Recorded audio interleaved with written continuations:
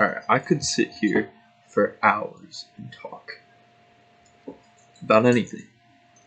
Most of what I say may be junk speech, something that sounds ridiculous or pointless to say, because I like to ramble. I like to say various things of no specific sense. I enjoy talking. Sometimes talking can keep you out of your own head. And today, in the Nexus, I want to talk about something more specific. Like a topic, not like an ideology or a concept or something like of that nature. What I'm going to talk about is a show.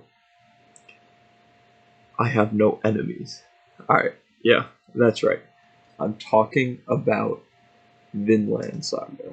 So, I shouldn't be, because I haven't been caught up on the show. I don't even know if I'm past episode 14 right now. But I want to give you my impression so far. I love the show, pretty much. Normally, I would have shaved, but no. I don't even. I think I look far better usually without facial hair, but it makes me feel like a Viking or something like that.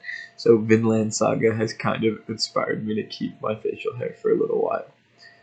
Oh, that being said, sorry for the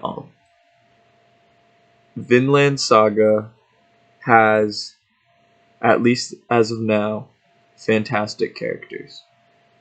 We get to see okay, spoiler warnings for at least the first season. I'm not done with the first season, so it won't spoil everything in the first season, but this is gonna have spoilers, so spoiler warning. Thor's the father, I think they call him the troll of Yorm or the giant of I'm a little hazy on it right now. But he is perhaps my favorite character. Not in the sense that he's the most enjoyable character to watch, but I feel like a lot of my ideology coincides with his. Each of these characters so far has seemed to have, not each of them, but many of the characters, especially the more important ones, such as Askeladd, I believe his name is, and, the older guy with the mustache, whose name I can't remember, but he swears he'll go find Thorfinn. The one who's telling the story in the beginning, who tells the story about Vinland. He kind of foreshadows this place. Foreshadowing, I don't know, because I don't know if they get there or not. But it does seem that he has gone to this place, right? So, and that place does seem to be real. Vinland, I'm not actually sure. I don't know if it's part of the I'm pretty sure it's part of the U.S. I think it's kind of based around that historical idea that the Vikings came to the U.S. Because he has I believe it's a Native American, some sort of headdress, and he uses that as evidence in the first episode to show that he's been there. But he is also very interesting to me. But let me start with Askeladd. Askeladd, I notice, has this principle of being a slave, how everyone is a slave to something, but that to be a literal slave is, in some essence, a choice. It's not much of a choice, but if you really wanted to, you could break your bonds and find some way out and do what you can to survive, but you may die in the effort. Circumstances make it harder to achieve certain things. But he has this idea, and it kind of stems, it seems, from Thorfinn. It pretty obviously stems from Thorfinn. That Thorfinn is a slave to Askeladd, but not because Askeladd has any sort of real control over him, because Thorfinn could leave at any time. Thorfinn could go run, and he could escape his, battalion or whatever. And it doesn't even matter. He would let him go, probably. But Thorfinn stays. And Thorfinn does pretty much always as Askeladd asks, at least up until this point. And when he does this, it kind of goes to show that Thorfinn is Thorfinn will not leave because Thorfinn has become a slave to this idea that he needs to kill Askeladd in an honorable duel to avenge his father's death. I think that's very powerful in as a plot device, I guess. It keeps these two characters together and puts them at odds end.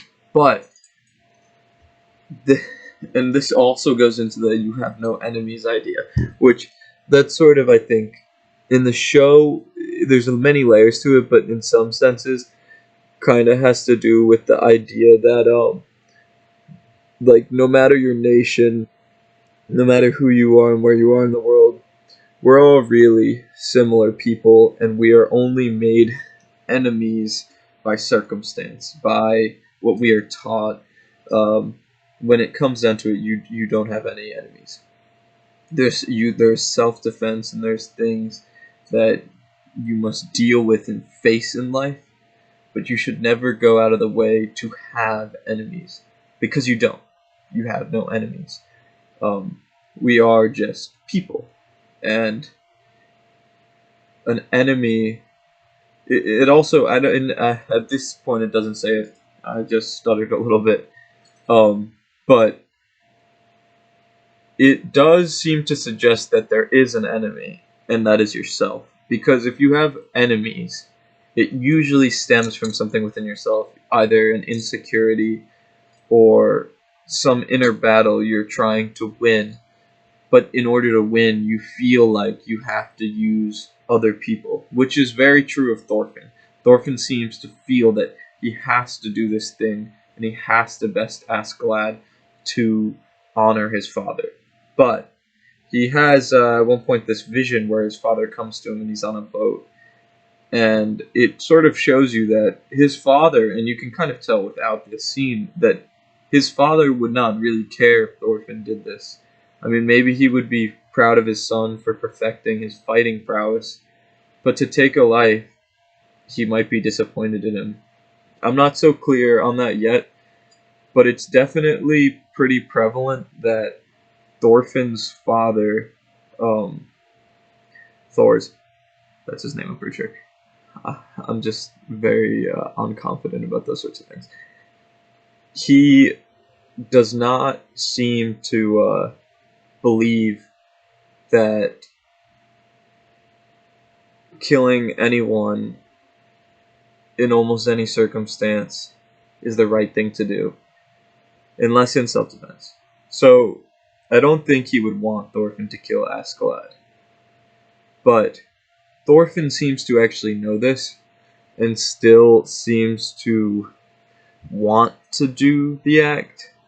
But it's like Thorfinn is sort of blinded by this emotion and this rage, but it's such an interesting dynamic that he's forced to be around this man all the time that killed his father, and he's forced to work with him in order to kill him.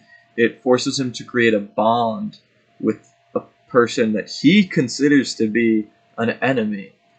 And I have a feeling they're going to use Askeladd in some sort of way where he dies in some sense that bothers Thorfinn, and his father's ideology becomes embedded in him.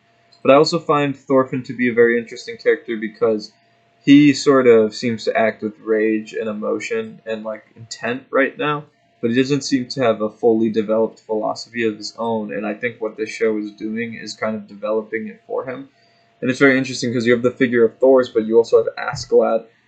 And Askeladd kind of works as a second father for him, even though Thorfinn sort of hates him, because Askeladd is this person who he has to who he's kind of taught things by, because he has to work up towards this guy to face him. He teaches him more of the grit of the world,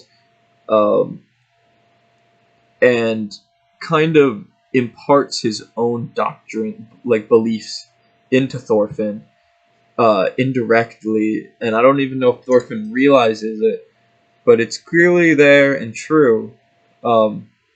So it's very interesting. So what I'm gonna have a rating system, probably 1 through 10, when I do these sorts of things. We're gonna do 1 through 10 with decimal points. So like a 6.2 is a 62. And I would like to say I have a tendency, like if I like something even a little, it's over a 5.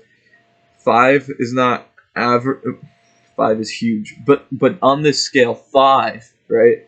5 is it is average, but I like to think of things as being so unique very often that most things are not average. Unless I dislike something, it's going to be a 5 or below. But if I like something, it's really going to be a 6 or up. So 6. Think of it a little bit more like grades, like 7 out of 10. That's like a C. So you know, it's sort of like something you have to work up to. Uh, like a 6 out of 10. Like I consider that all right. Like I kind of enjoyed it, but that's a D. It's not the best grade. It's close to failing. A 5 out of 10. It's average, but it's failing. So what I'm going to give Vinland Saga based on like 3/4, maybe not even of the first season. It's probably around 3/4 that I've seen of the first season, and I gotta get going on the second. And I might come back and make a revamp of this video. But what I'm gonna give, I'm really enjoying it, and I don't give 10 out of 10s. I wouldn't say it's a 10 out of 10 anyways. Like I have things that I really love.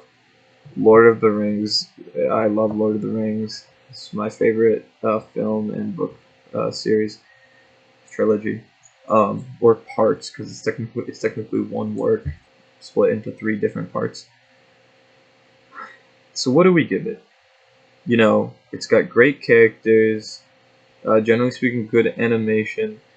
I do feel like sometimes I am noticing that, and I don't watch a lot of anime, so I'm not the best judge of it. I've definitely watched some. Like I've watched like probably a little more than 5 full animes, but when we look at it, I do notice sometimes when I'm watching it. I don't know why. I notice when there's like really still shots where there's talking, but you're towards the back of the characters, and that sort of like makes it kind of breaks down the barrier where I'm like, oh, this is an animation, but it's not really much of a problem, and I don't very often notice it. Um, and it does kind of have this systematic. Well, the plot's not systematic, but it is a lot of fun. It makes sense for the world. There's lots of action, lots of fighting, which I love.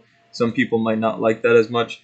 I can't really even think of anything that brings it down. The only thing I can say is there's since the plot feels a little bit more localized, we're not getting this greater grand worldly scheme. Its level of grandeur is going to be like kind of contained to a certain extent, but that's okay. It's meant to be like that. Um, but I do get this impression that it is very good, but there's a chance it could have been done just slightly better, and there's also the chance that it could get even much better. I don't know what's to come. It may end up being just fantastic. I'm not sure, but I'm gonna go ahead and I'm gonna plug this in. I'm gonna give it a 9.1, a 91. That's like an A minus, super solid. I do not give out 9s very often. You might see a handful of 8s. I like 8's my favorite number. Infinity, crazy number. I do give 8s, but a 9 from me is pretty hard to come by.